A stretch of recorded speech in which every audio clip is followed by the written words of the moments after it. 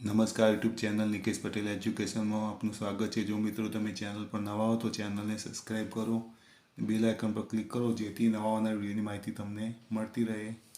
પ્રકરણ 12 વિદ્યુત તથા પરિપથ।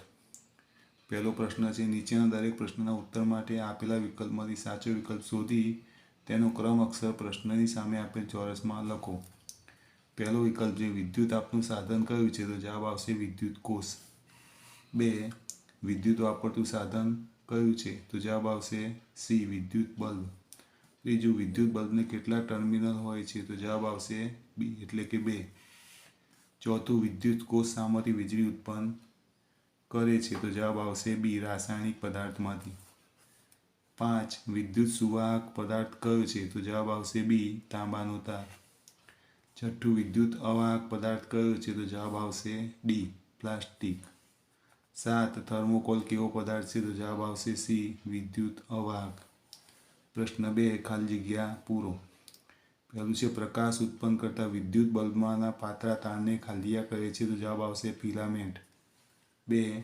વિદ્યુત બલ્બ કે અન્ય વીજ ઉપકરણો ચાલુ કે બંધ કરવા ખાલિયાનો ઉપયોગ થાય છે? તો જવાબ આવશે સ્વિચ। ત્રીજું, વિદ્યુત કોષનો ધાતુના પતરાવાળો ભાગ એ તેનું ખાલિયા ટર્મિનલ છે? તો જવાબ આવશે ઋણ। 4. વિદ્યુત બલ્બનો ખાલિયા તૂટી ગયેલો હોય તેને ઉડી ગયેલો ફ્યુઝ અથવા બલ્બ કહે છે? તો જવાબ આવશે ફિલામેન્ટ। 5. વિદ્યુત કોષમાં ખાલિયા ટર્મિનલ હોય છે? જવાબ આવશે 2। છઠ્ઠું, વિદ્યુત પરિપથને તોડવા માટે વપરાતા સાધનને ખાલિયા કહેવાય છે? જવાબ આવશે સ્વિચ। પ્રશ્ન 3, નીચેના પ્રશ્નોના માત્ર ઉત્તર લખો। પહેલો પ્રશ્ન છે, ટોર્ચના બલ્બને શામાંથી વીજળી મળે છે? તો જવાબ આવશે વિદ્યુત કોષમાંથી। 2. વિદ્યુત કોષનો ધાતુની ટોપી જેવો ભાગ કયો ટર્મિનલ છે? તો જવાબ આવશે ધન ટર્મિનલ। 3. વિદ્યુત કોષનો ઋણ ટર્મિનલ કયો છે? તો જવાબ આવશે ધાતુની તકતી। 4. ટોર્ચ ચાલુ કરતા તેના બલ્બનો કયો ભાગ પ્રકાશિત થાય છે? જવાબ આવશે ફિલામેન્ટ। 5. વિદ્યુત પરિપથમાં વિદ્યુત પ્રવાહની દિશા કઈ તરફ હોય છે? તો જવાબ આવશે ધન ટર્મિનલથી ઋણ ટર્મિનલ તરફ। પ્રશ્ન 4, નીચેના વિધાનમાંથી ખરા વિધાન સામે સાચાની અને ખોટા વિધાન સામે ખોટાની નિશાની કરો। પહેલું છે, વિદ્યુત કોષમાં વિદ્યુત ઉત્પન્ન થાય છે? તો સાચું। 2. વિદ્યુત કોષને ટર્મિનલ હોતા નથી? તો ખોટું। 3. વિદ્યુત પરિપથ પૂર્ણ થાય ત્યારે વિદ્યુત પ્રવાહનું વહન થતું નથી? તો ખોટું। 4. આપણું શરીર વિદ્યુત અવાહક છે? તો ખોટું। 5. તાંબાનો વાયર વિદ્યુત સુવાહક છે? તો સાચું। 6.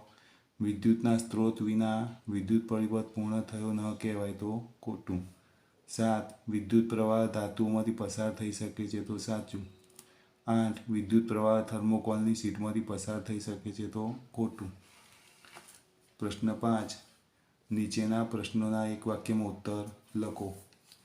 પહેલો પ્રશ્ન છે, વિદ્યુત કોષનો ઉપયોગ શામાં થાય છે? તો જવાબ આવશે વિદ્યુત કોષનો ઉપયોગ વિદ્યુત સ્ત્રોત તરીકે રેડિયો, ઘડિયાળ, camera, torch, remote control, gas geyser વગેરેમાં થાય છે। બીજો પ્રશ્ન છે, વિદ્યુત કોષને કેટલા ટર્મિનલ અથવા ધ્રુવો છે? કયા કયા? જવાબ આવશે વિદ્યુત કોષને 2 ટર્મિનલ હોય છે, એક ધન ટર્મિનલ અને 2 ઋણ ટર્મિનલ। પ્રશ્ન 3, વિદ્યુત કોષ ક્યારે વીજળી આપતો બંધ થઈ જાય છે? તો જવાબ આવશે વિદ્યુત કોષમાં રહેલા રસાયણો વપરાઈ જાય ત્યારે વિદ્યુત કોષ વીજળી આપતો બંધ થઈ જાય છે। પ્રશ્ન 4, વિદ્યુત કોષનો સિદ્ધાંત શું છે? તો જવાબ આવશે વિદ્યુત કોષનો સિદ્ધાંત રાસાયણિક ઉર્જાનું વિદ્યુત ઉર્જામાં રૂપાંતર। પ્રશ્ન 5, વિદ્યુત પરિપથ પૂર્ણ થયો ક્યારે કહેવાય? તો જવાબ આવશે વિદ્યુત પ્રવાહનું વહન થવાના સળંગ માર્ગને વિદ્યુત પરિપથ પૂર્ણ થયો કહેવાય છે। પ્રશ્ન 6, બલ્બ ફ્યુઝ થયો એટલે કે ઉડી ગયો એમ શા પરથી કહી શકાય? તો જવાબ છે બલ્બના અંદરના ભાગમાં જોતા ફિલામેન્ટ તૂટેલો માલુમ પડે તો બલ્બ ફ્યુઝ થયો છે એમ કહી શકાય। પ્રશ્ન 6, વ્યાખ્યા આપો। પહેલું છે વિદ્યુત પરિપથ, તો જવાબ છે વિદ્યુત પ્રવાહ વહેવાના સળંગ માર્ગને વિદ્યુત પરિપથ કહે છે। બીજું છે વિદ્યુત સુવાહક પદાર્થ, તો જવાબ આવશે જે પદાર્થમાંથી વિદ્યુત પ્રવાહ પસાર થઈ શકે છે તેને વિદ્યુત સુવાહક પદાર્થ કહે છે. ત્રીજી વ્યાખ્યા છે વિદ્યુત અવાહક પદાર્થ. તો જે પદાર્થમાંથી વિદ્યુત પ્રવાહ પસાર ન થઈ શકે તેને વિદ્યુત અવાહક પદાર્થ કહે છે. જો મિત્રો તમને આ વિડીયો ગમે તો વિડીયોને લાઈક કરો, કમેન્ટ કરો, શેર કરો અને ચેનલને સબસ્ક્રાઈબ કરો.